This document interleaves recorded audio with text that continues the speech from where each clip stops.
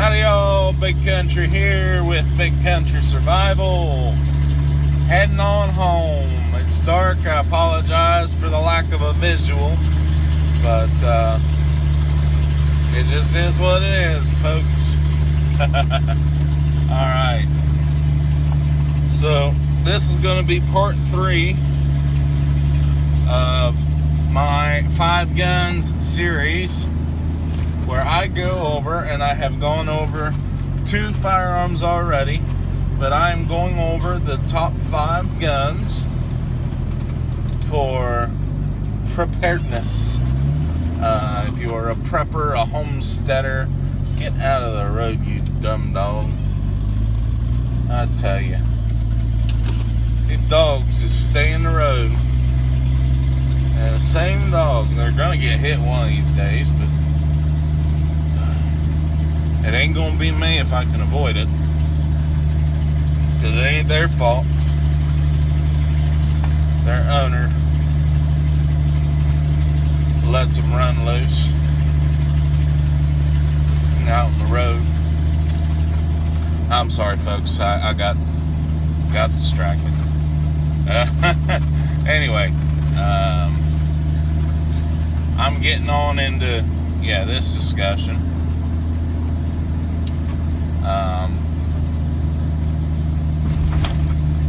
Alright, so top 5 guns for homesteaders, preppers.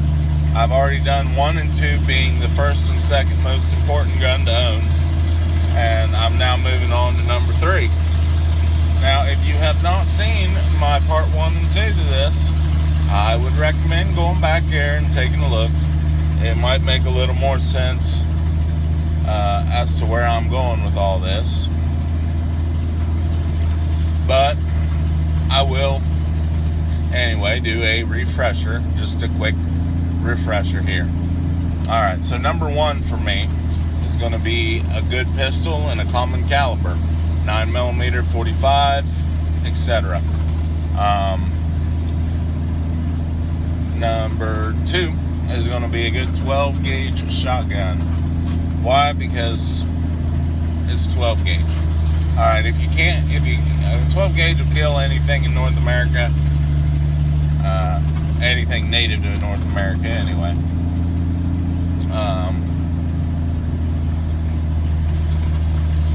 But with the right ammunition, of course.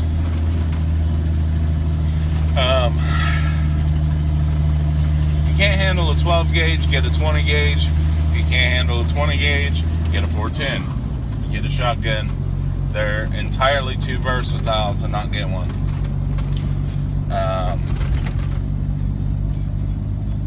So now number 3. You want, and you should get, a semi-automatic rifle that is magazine or clip fed.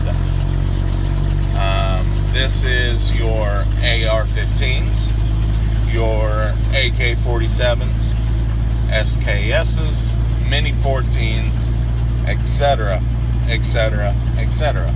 Now, I refuse to get into the AK-AR debate. Both and I'm gonna leave it at this. All right, both rifles have their positives, and both rifles have their negatives. And so for that, they are both fantastic rifles. Anything beyond that is going to be your personal preference. And so if you argue with this stuff, it ends up turning into a, how do I put this cleanly? All right, it turns into a penis measuring competition. All right, it's like 2 guys arguing over who has the larger penis. All right, that's really what it amounts to, and I'm not going to get into that debate. I'm not going to get into that. Y'all get what you get, okay? So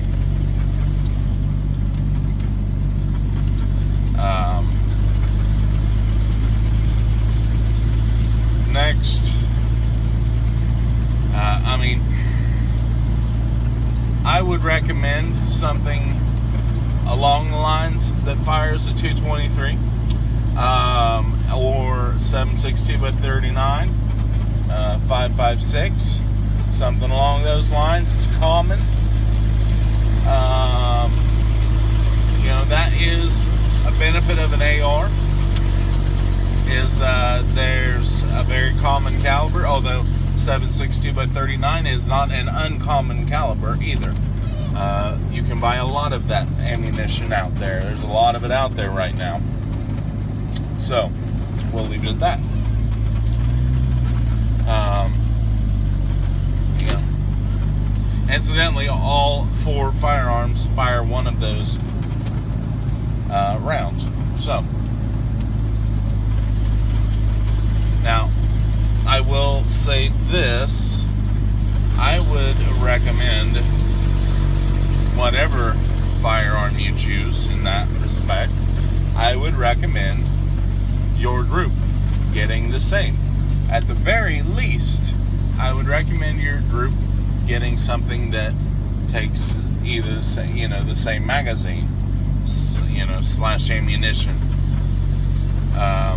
There's a lot of not ARs that are designed to accept, and then that is what they're designed for. They're designed to accept, to run a standard AR-15 magazine.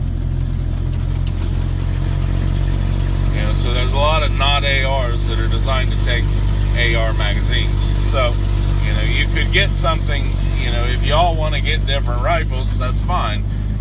You could all get the same type, the same magazines, same ammunition. That's fine. I'm not gonna say don't do that. I think y'all ought to have the same gun as far as that goes, because that's one type of ammo, one type of magazine, and one type of replacement parts. So that's a lot more standardization. You can run a lot better chance of, your group, someone in your group having the replacement part you would need. Okay? But I don't think that's a complete deal breaker, alright? But I would recommend the same magazine and or ammunition at minimum. Now,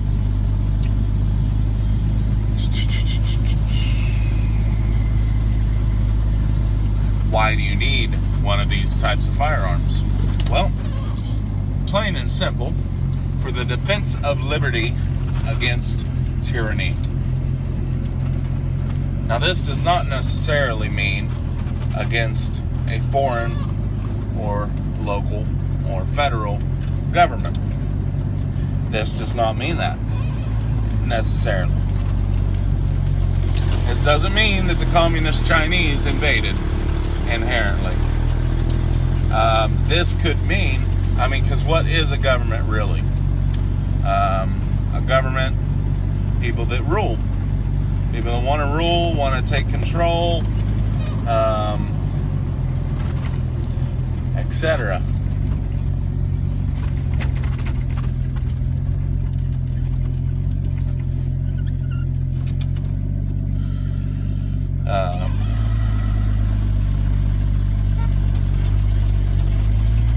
They want to take control, preserve the quote-unquote peace at all costs, right? So a government could be the biker gang that rolls into town.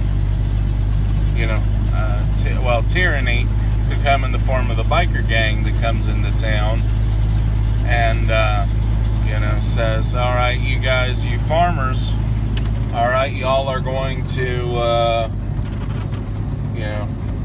give us so much of your crop every year, and we will protect you.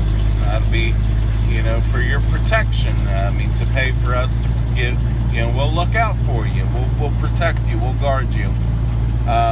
But if you don't pay it, then, bad things are going to start happening. and we're gonna get our payment one way or the other. That sounds a lot like a certain something. Mercy, man. I don't know. It sounds really familiar to me. Anyway, that must have been nothing, right? Alrighty, y'all. It is for the defense against multiple attackers. You look at your pistol. Your pistol is something to get you to a better firearm. Your pistol is your immediate and your family's immediate defense that you can carry around with you everywhere. When you're chopping firewood, whatnot. When you're out at the supermarket. That's what your pistol's for. Your shotgun is for your immediate home defense. Single attacker. Double barrel shotgun with a 2 barrels full of double aught buck will make a mess of any room.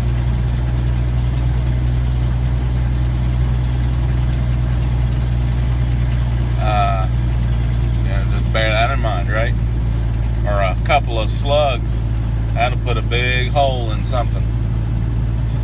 But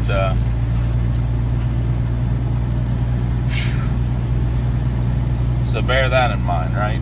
So now your semi-automatic rifle, that is for the defense of the home, yes, against many attackers, and for the defense of the group, defense of your mag, your tribe, your neighborhood, whatever terminology you want to use, is for the defense of that group. It's for the defense against multiple attackers. That's why you need it. Let's face it, the semi-automatic magazine fed rifle, the AR-15, the AK-47 is the musket of today. It is the the Brown Bess of today, or whatever. Insert your old world military firearm here.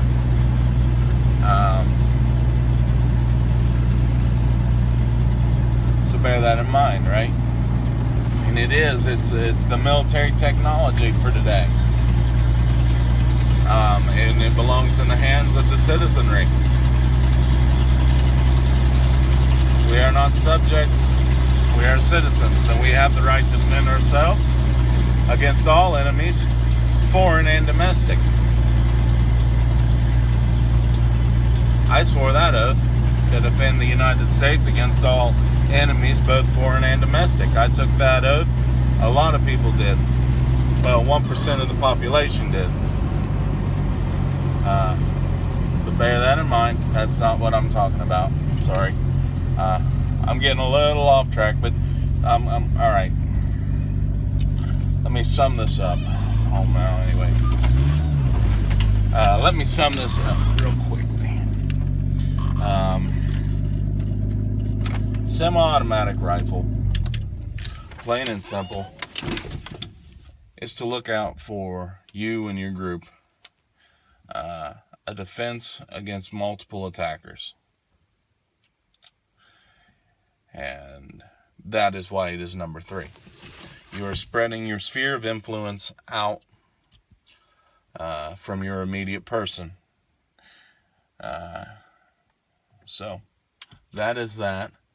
And I hope y'all found this video interesting at the very least. And y'all have a good one. Till next time. This is Big Country with Big Country Survival.